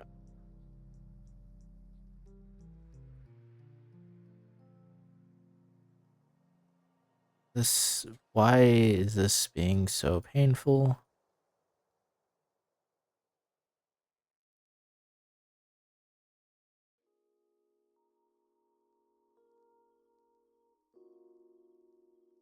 Actually, I'm going to delete this vertice here. And I probably should have done that first. Oh well, I'm going to reconnect all the vertices instead, just because that one vertice face was kind of taking away from the overall shape and causing other problems. This allows a smooth surface to be used as a canvas for eyes, so you can easily either paint on with UV painting for the eyes, or you could add in a new mesh, make an elliptical, add a illuminate modifier on it to make a glowing eye for rendering, but I'm gonna leave it blank for now. And then time to do the smile, which can be the kind of a tricky part when it comes to 3D modeling. So let me just get this X-ray out. Now, once again, we'll be starting with this point here, this vertice. We once again just kind of tracing out the mouth with the vertices just to get a nice area for a cutout, where once again the vertices kind of circle along and allow a smooth transition per vertice. And then from here, once we get this nice little mouth curve, I'm going to select all of the faces, go to the third view, and just slightly pull it back. Now I'm going to delete, if I can find that, there it is, this edge. And back in the first view, I'm going to pull this other edge back to center and clean it up so it can clean up a lot easier. Pull this in slightly, maybe, didn't need to be rounded off at all. But though we do have the Sans' smile pretty on point, I'd like to think. Let's move some of these around and we kind of get those 3-layered teeth that he has. Okay, extrude that out a little bit more. And I guess,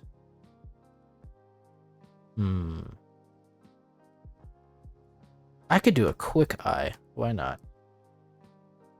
Indeed. Thank you.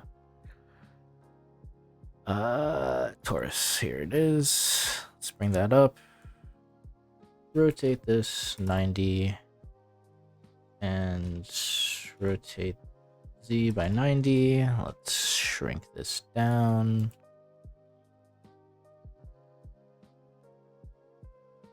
And let's pull this front.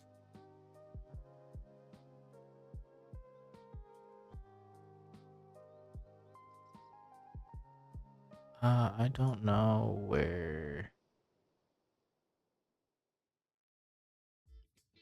that looks about where I need it. No.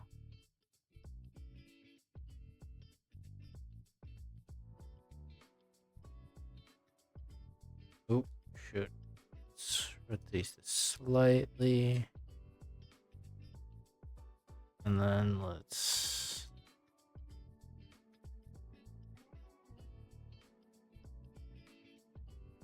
side view, maybe a little bit more to the side. And then let's take half the top in wireframe, and let's just move this up. Take half on the side, squish. The whole thing moved to the side a little bit. And actually, that's not too bad. Only could squish it a little easier, which I can with the transform. Just scale that in a little bit. Make an oval. And we've got an eye. A very cursed looking eye, but an eye nonetheless. And I'm just gonna mirror that on the y-axis, not the z-axis. Mirror objects.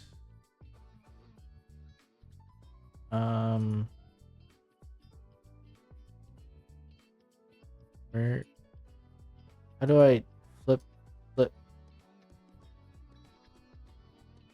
How do I mirror origin point? I don't know.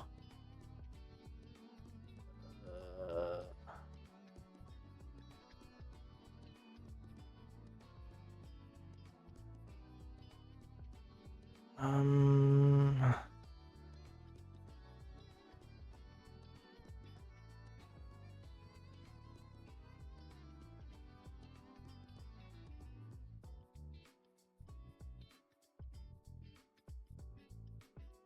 Where did that go?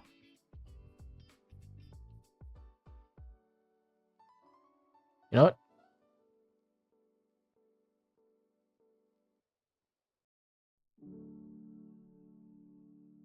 Let's slightly more this way. And let's just Shift E to duplicate and just bring it onto the other side.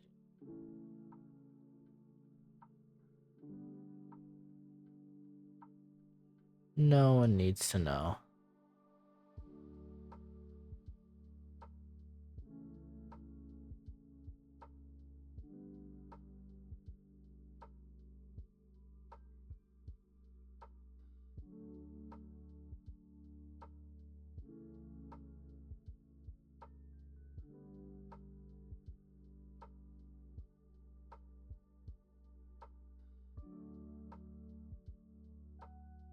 You know, it's wow, this is a lot more janky than I thought it was. That's alright. I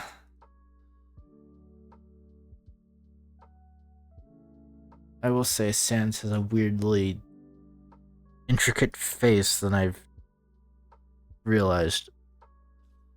Oh, that's right. I need to move this image up if I want to fix the head.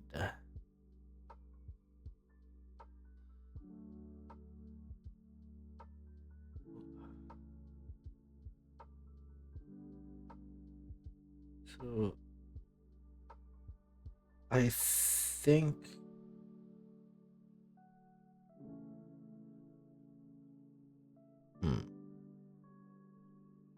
I'll do the nose and then I'll do like this bottom fringe of the sweatshirt and then that will probably be it just because I know I did hit 2 hours already. But I do kind of want to finish this last bit up real quick. So once again, just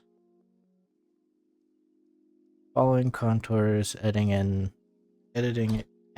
lines where I need to for this nose. Now I'm realizing this might be a bit more difficult. So let's delete this face. Ooh. I don't think his nose is that big. Uh-oh.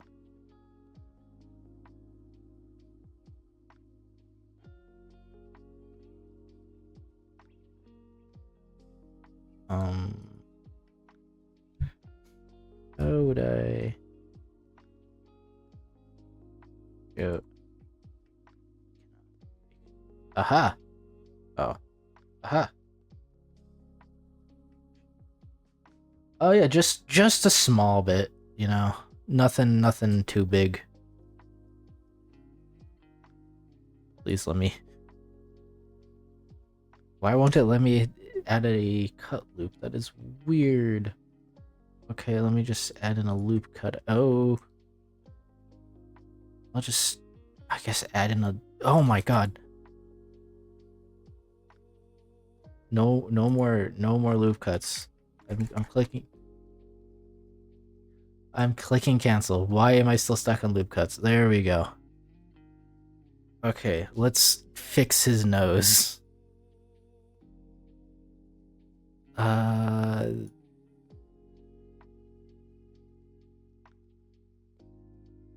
There we go. It's a bit smaller now. Ah, he still looks very cursed. That's alright. I'll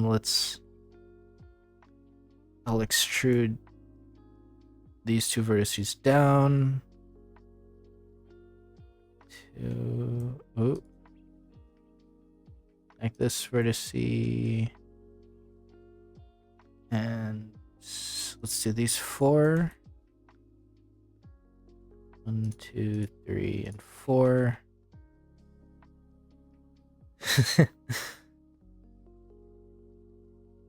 And there we have the nose-ish.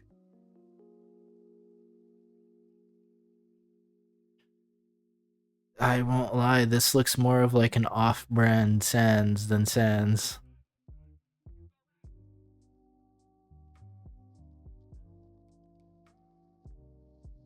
But let's do the fringe, and then that will be it for this session.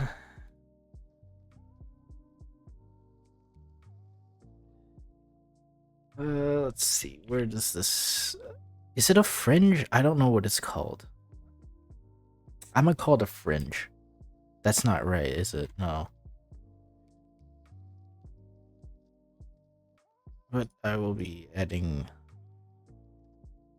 loop cuts around just because, or a knife cut around because I need to extrude it downward and I need a new base. So let's pull these downwards.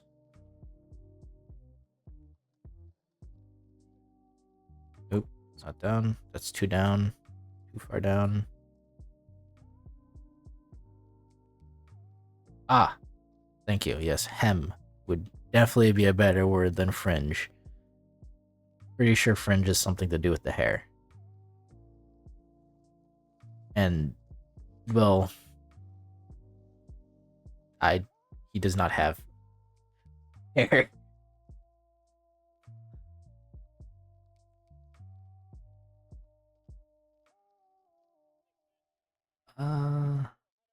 Okay, let's select the faces.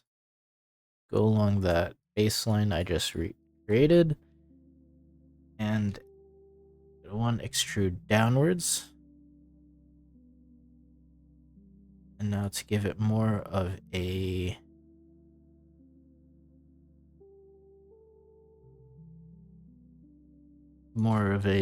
prominent look compared to the rest of this, I'm going to inlay it in scale it a tad bit and inlay it in and up. And oh, what is going on? That's right, the base. Let's fix the back side of this if I can.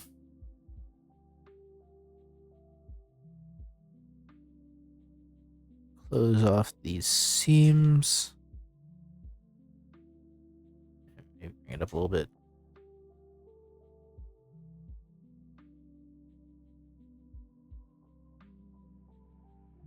And let's add another loop cut just so we can take... How do I want to do this? Scale it out a tad bit and then up. No. Scale it in a bit, then up. There we go. And then we can figure out how to fix these wonky lines real quick. So it looks like, yeah, there we go. Just need to bring this up, but I can drop this point.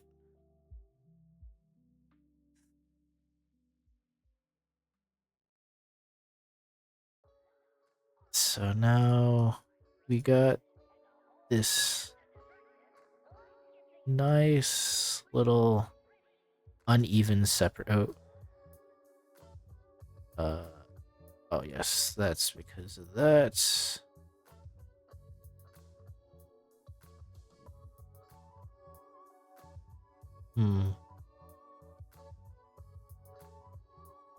Where? Let me quickly fix this because this will annoy me.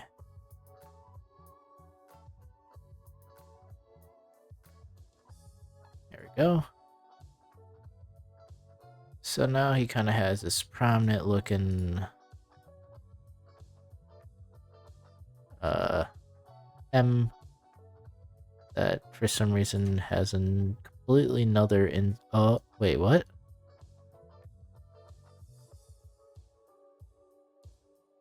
Oh, okay. I know what this is. Okay. I understand. Well, I can still see through the gap.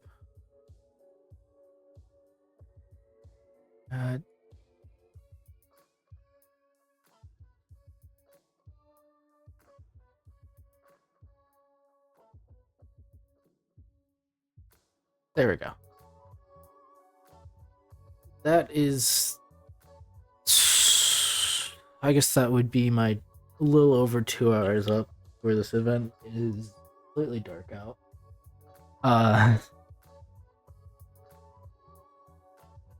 little bit of a cursed but fun little sans kick off October for Blender Blast, of course.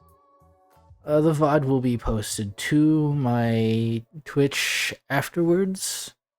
If enough people want in the Discord for me to post this on YouTube, I could do that as well.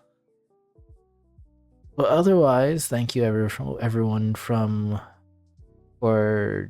joining me. What do you plan to do?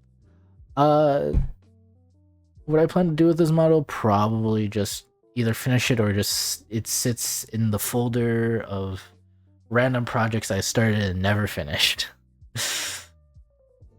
But I appreciate everyone sticking around, staying, listening along, and I will see you at the hopefully in 2 weeks for another Blender Blast, or at the next meeting or whatever next comes up.